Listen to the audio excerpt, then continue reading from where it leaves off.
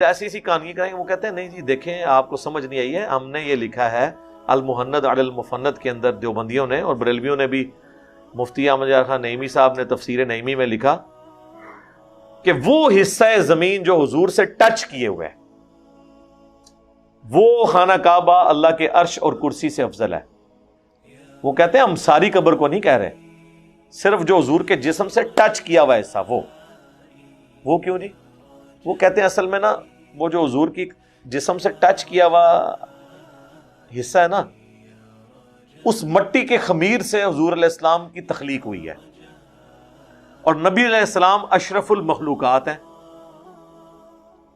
اس میں تو کوئی شک نہیں ہے۔ وہ کہتے ہیں اللہ کی مخلوق میں سب سے افضل کون ہے؟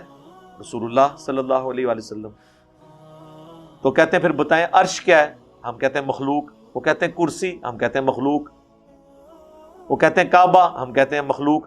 تو کہتے ہیں ان ساری مخلوقات میں پھر افضل کون ہوا؟ نبی علیہ السلام۔ کہتے ہیں ہاں یار واقعی A is equal to B and B is equal to C so A is equal to C ثابت ہو گیا۔ سر اتنا سادہ نہیں ہے، انجینئر نہ تھوڑا واسطہ پہ ہے، تو 2 + 2 4 کرنا تے آندا ہے، لیکن سیکنڈ آرڈر ڈفرینشیل ایکویشن تے نہیں تسی سالو کر سکتے۔ اس میں آپ پھنس جائیں گے، یہ بات کریں گے تو پھر ہم آپ کو یہ پھکی دیں گے کہ جو حصہ زمین حضور سے ٹچ کیے ہوئے ہے اس میں سے جتنا اللہ نے مٹی لینی تھی وہ لے کے حضور کو بنا دیا، اب جو باقی بچ گیا وہ کیسے افضل ہو گیا؟ اگر اس کو افضل مانیں گے پھر تو حضرت ابوبکر عمر کی قبریں بھی ساتھ ہیں، پورا ریاض الجنہ ہی وہی ہے۔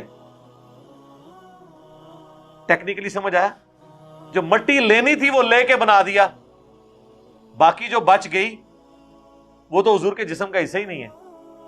اور اگر صرف ٹچ کرنے کی وجہ سے ہے تو سرکار خالی مٹی تو ٹچ ہی نہیں کر رہی، میں تو یہ بھی کہا جھوٹ ہے آپ بول رہے ہیں، رسول اللہ کے جسم کے ساتھ تو کوئی زمین کا حصہ مس ہی نہیں کر رہا، کیونکہ صحیح مسلم میں حدیث ہے کہ نبی علیہ السلام کی قبر مبارک میں آپ کو دفنانے سے پہلے سرخ رنگ کی چادر بچھائی گئی تھی۔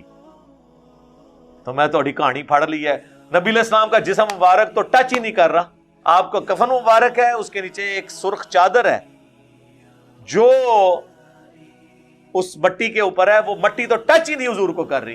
ہوں دسو، ہوں تسی پھر یہ بھی کیا کرو کہ کفن مبارک بھی اور وہ جو سرخ چادر جو ٹچ کیے ہوئے ہے وہ عرش کرسی سے افضل ہے۔ کدھر جاؤ گے یار؟ کیا کہانیاں کرا رہے ہو عوام کو؟